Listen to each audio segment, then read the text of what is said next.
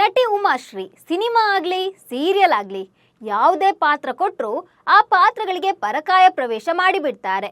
67ರ ಹರೆಯದಲ್ಲಿಯೂ ಅವರ ಮಾಗಿದ ನಟನೆಗೆ ಮನಸೋಲ್ದವರೇ ಇಲ್ಲ. ಅದರಲ್ಲಿಯೂ ಈಗ ಪುಟ್ಟಕ್ಕನ ಮಕ್ಕಳು ಸೀರಿಯಲ್ನಲ್ಲಿ ಪುಟ್ಟಕ್ಕನ ಪಾತ್ರದಲ್ಲಿನ ಅವರ ನಟನೆಗೆ ಕಣ್ಣೀರು ಹಾಕಿದವರು ಅದೆಷ್ಟೋ ಮಂದಿ. ಅವರು ಮಾಡುವ ಪ್ರತಿಯೊಂದು ಪಾತ್ರಗಳಲ್ಲೂ ಸ್ವಂತಿಕೆ ಜೀವಂತಿಕೆ ಇದೆ.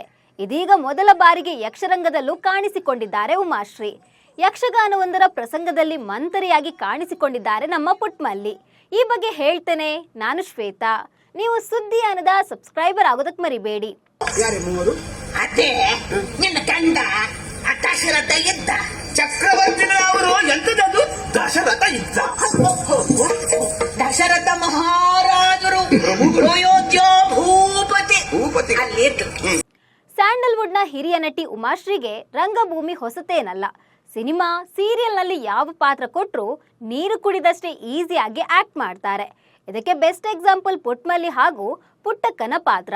ಆದರೆ ಉಮಾಶ್ರೀಗೆ ಯಕ್ಷರಂಗ ಹೊಸದೇ ಆಗಿದೆ. ಇದೀಗ ಮೊದಲ ಬಾರಿಗೆ ಯಕ್ಷಗಾನದಲ್ಲಿ ಕಾಣಿಸಿಕೊಂಡಿದ್ದಾರೆ. ಅದು ಕೂಡ ರಾಮಾಯಣದ ಮಂತರೆ ಪಾತ್ರದ ಮೂಲಕ ಯಕ್ಷ ಪ್ರೇಮಿಗಳ ಮನಗೆದ್ದಿದ್ದಾರೆ. ಹೌದು, ಹೊನ್ನಾವರದ ಪೆರಡೂರು ಮೇಳದಿಂದ ನಿನ್ನೆ ಯಕ್ಷಗಾನ ಆಯೋಜನೆ ಮಾಡಲಾಗಿತ್ತು. ಶ್ರೀರಾಮ ಪಟ್ಟಾಭಿಷೇಕ ಮಾಯಾ ಮೃಗವತಿ ಯಕ್ಷಗಾನ ಪ್ರದರ್ಶನ ನಡೆದಿತ್ತು. ಶ್ರೀರಾಮ ಪಟ್ಟಾಭಿಷೇಕ ಪ್ರಸಂಗದಲ್ಲಿ ಉಮಾಶ್ರೀ ಅತ್ಯಂತ ಸವಾಲಿನ ಪಾತ್ರ ಅಂತಾನೆ ಹೇಳಲಾಗುವ ಮಂತರೆ ಪಾತ್ರದಲ್ಲಿ ಅಭಿನಯಿಸಿದ್ದಾರೆ. ಪೆರಡೂರು ಮೇಳದ ಪ್ರಧಾನ ಭಾಗವತ ಜನ್ಸಾಲೆ ರಾಘವೇಂದ್ರ ಆಚಾರ್ಯ ಅವರ ಪದ್ಯಕ್ಕೆ ಹೆಜ್ಜೆ ಹಾಕುತ್ತಾ ಉಮಾಶ್ರೀ ರಂಗ ಪ್ರವೇಶ ಮಾಡಿದ್ರು. ತನ್ನ ಅಭಿನಯದ ಚಾಕಚಕ್ಯತೆಯನ್ನು ತೋರುತ್ತಾ ರಂಗಸ್ಥಳವೇರಿದ ಉಮಾಶ್ರೀಗೆ ಪ್ರೇಕ್ಷಕರು ಚಪ್ಪಾಳೆ ತಟ್ಟಿ ಸ್ವಾಗತಿಸಿದ್ರು.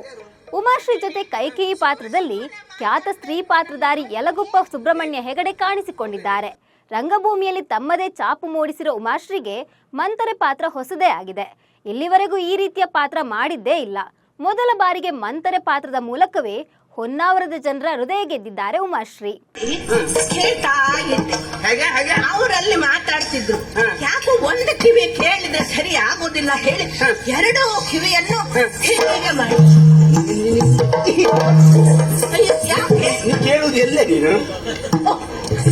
ಸ್ನೇಹಿತರೆ, ಉಮಾಶ್ರೀ ಅವರು ಮಂತರೆ ಪಾತ್ರ ಮಾಡೋಕೆ ಒಂದು ಕಾರಣವೂ ಇದೆ. ರಾಮಚಂದ್ರ ಚಿಟ್ಟಾಣಿ ಅವರಿಗೆ ಉಮಾಶ್ರೀ ಮಂತರಿಯಾಗಿ ಯಕ್ಷಗಾನದಲ್ಲಿ ಕಾಣಿಸಿಕೊಳ್ಬೇಕು ಎಂಬ ಒಂದು ಆಸೆ ಇತ್ತು.